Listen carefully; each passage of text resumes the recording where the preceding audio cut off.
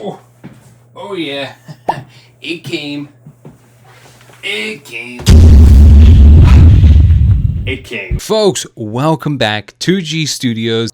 This is an unboxing. As I'm sure you can already tell, both from the title of the video and from the box that I brought in, we are unboxing the Bambu Lab P2S. This will, of course, allow me to tackle larger projects in a quicker time frame because not only will I have one 3D printer going, I will now have two. Now, since I've started 3D printing, I've had, including the P2S that I just got, I've had 6 3D printers. Each one has been progressively either bigger or better than the previous one, and the P2S is the most recent model from Bambu Lab in that series, and it is way better and much more astounding than the P1S. The first printer I ever had was the Creality printer. That was my introduction to it, and that thing worked like a workhorse, but it died pretty quickly. I had multiple issues, not only with the nozzle, the print bed, and just settings in general, so it was not reliable, which then prompted me to get my second Creality 3D printer, which worked wonders for me. It did fine details great.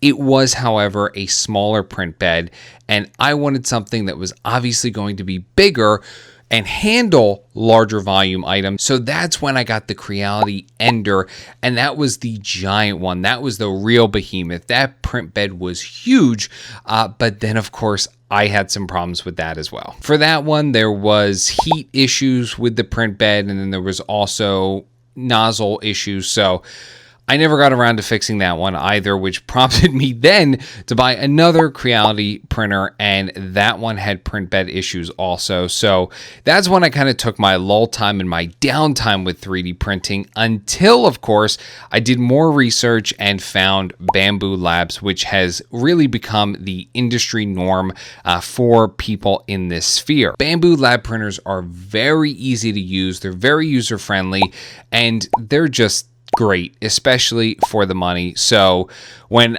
I ultimately made the decision to get a second one, I wasn't worried because I knew that it would be worth the investment and that I would get the full amount of what I want out of it. Now, the P2S has a touchscreen interface, which I like because the P1S is more of a scroll wheel. It's not touchscreen at all.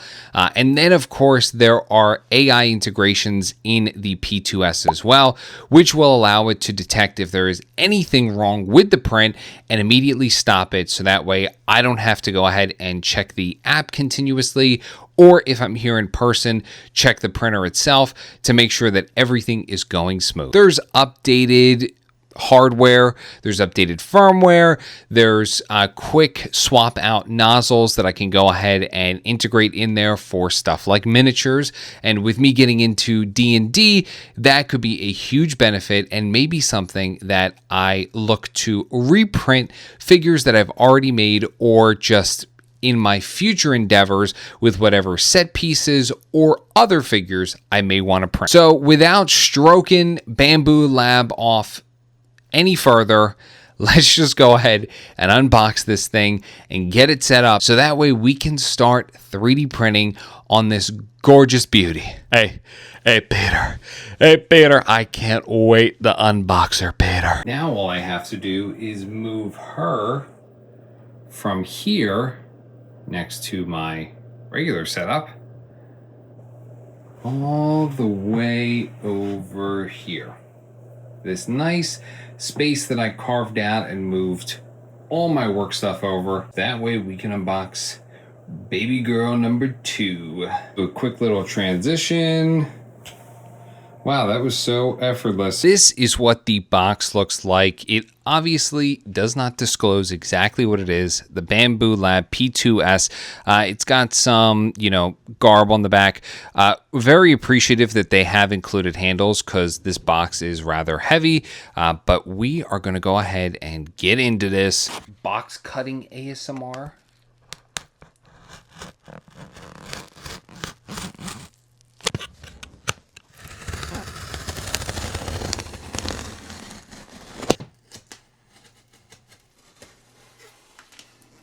let's see. Open this, open this. There we go. We've got the first glimpse. We've got the quick start guide on the very top. We have got this, I'm assuming is cardboard. Wow, that's neat. Here she is, our first look at the P2S. I'm gonna go ahead and pause for a brief second, set the camera up a little bit better so that way I can get them out of the box. They tell you to lift up with the paper. So that's exactly what I'm gonna do. Wow, that was nice. Okay, oh yeah. All right, set them down real quick. And perfect spot right where the other one used to be. So now we just gotta get all this wrapping off. Everything is inside, which, if memory serves me right, I feel like it was, but you know, we're gonna find out together. My desk is rather a mess right now, but I wanted to go through, obviously, the bits and tools that you get. So this is the toolbox that you'll receive. And this has some lubricant, hot end guard, I believe, is to clean your filament. If there's any gunk in there or you need to make sure it's clean, this thin little wire in here will allow you to go into the 4mm nozzle. I'm sure you can barely see it, but that allows you to go ahead and get in there and clean it. A couple different Allen wrenches I'm sure that we are going to utilize and need. What is in here? Let's see, this little, okay, this is a little plastic piece that I'm sure if I read the user guide, I'll be able to figure out. There are some screws in there for the scraper. I'm not sure exactly what this razor is for. I'm assuming for the scraper as well. And then the accessory box has the cable, which of course powers the whole thing. And then this is the spool holder, or at least I think it is, just from the looks of it. Oh, I didn't even need to cut it because guess what? It's a plastic bag. They really thought of everything. And yes, it is. This is the spool / filament holder that will connect onto the back. And this is, I guess, an alternative threader, I guess. Maybe applicable with AMS, I don't know. We have the touch screen, the nice giant touch screen that I will install as well. Very excited to be able to use a touch screen now and not a scroll wheel. Now, in the little baggie that you get with the quick start guide, there is a quick start guide in Spanish. There are a bunch of different stickers. There are some QR codes for Bambu Lab, along with the disclaimer and safety guide and a warranty packet. This quick guide gives you detailed instructions as to what every part is in the printer, along with the included accessories. So the one that I was unsure about is actually the nozzle wiping pad. And then I was right, this is the hot end silicone sock. There's 2 of the tubes that the filament goes in. And then it starts to get into exact instructions on how to, of course, take it out of the box, take off the wrapping, and get it working. Now, there were a couple of zip ties that were actually loose. They weren't holding anything together, so I just removed them. But I need to cut, I know, that one. But first and foremost, I want to go ahead and get this tape off the rest of the front of it. And then I'm going to use the Allen wrench to, of course, unscrew the bottom of the bed and remove all the rest of the foam bits that are in here as well. Now we can direct our attention to the back of the printer. This is where we're going to install the filament holder. So this is going to slide right over top and snap into place. The picture shows this getting snapped into place like so. Very nice. Ultimately, of course, is very different from where the filament is on the P1S, because this one is now going to be on the side once I rotate this. So now the filament will be on this side facing outwards this way rather than flush back behind the actual thing, which I guess I probably like more and obviously makes more sense with the design, but definitely interesting and different from the P1S. But You know what? I like it. Now, the next part of the process is me going ahead, registering the printer and getting everything set up. So that way, when I power it on, it can do everything it needs to do. And then I can get to printing something quicker. Okay, so after much longer than anticipated, we were able to calibrate this thing fully. We were able to add the filament and it is ready to go.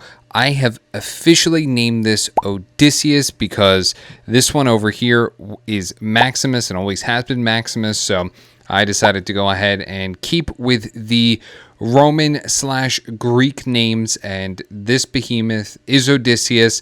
Now it's time to figure out what we are printing on here. Some very helpful tips that I will go ahead and obviously share with you to maximize both your time and efficiency with your printer is to both download the Bambu Lab app, I believe it's called Bambu Handy, and of course to download the Bambu desktop app as well.